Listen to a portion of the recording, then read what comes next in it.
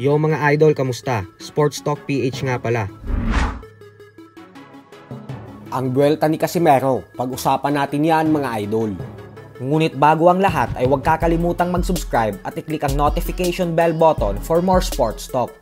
So matapos nga po ng naging performance ng ating pambato na si former 3 Division World Champion Angas ng Pinas, Janriel Casimero, sa huling laban nito kontra sa former IBF Super Bantamweight World Champion Yukinori Uguni nitong buwan ng October lamang, kung saan nauwi sa tabla ang kanilang bakbakan, ay hindi nga po natin maikakaila na medyo madami na ang bumabatiko sa ating kababayan.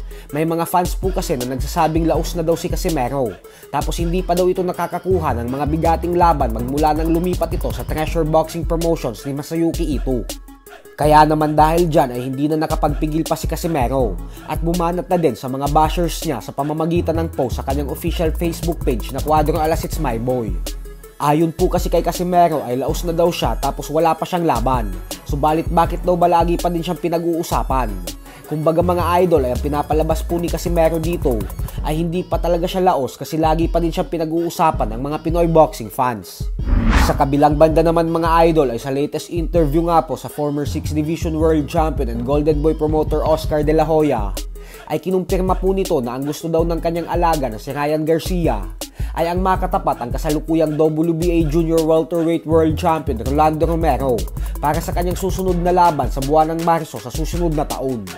Paliwanag ni De La Hoya na kung ano daw ang gusto ni Garcia, ayun umano ang gagawin nila. Kaya naman mag-uumpisa na daw agad silang makipagnegosasyon sa kampo ni Rolando Romero para sa bigating pay-per-view at world title fight na ito. Ito na din ang pagkakataon ni Garcia upang maging isang ganap na world champion sa sports ng boxing. Samantala, sinabi din po ni De La Hoya na kailangan na daw ng undefeated 3 Division Champion Gervonta Tank Davis na labanan ang totoong mga kampyon at kolektahin ang mga titulo sa 135-pound lightweight division. Sa katunayan po kasi ay bagamat isang lehitimong boxing superstar na si Davis at may kakayahan talaga itong magpatulog ng kalaban, ay nababatikos pa din ito ng maraming boxing fans. Ito po ay dahil alam ng mga lehitimong fight fans na hindi gaanong malalakas ang mga hinaharap ni Davis. Di hamak na mas mga bigating fighters ang hinaharap at tinatalo ng mga kasabayan niya na sila Devin Haney at Teofimo Lopez. Sadyang masikat lang talaga si Davis, kaya mas malaking pera ang pumapasok sa kanya sa mga laban niya kahit hindi mga bigating fighters ang mga nakakatapat niya.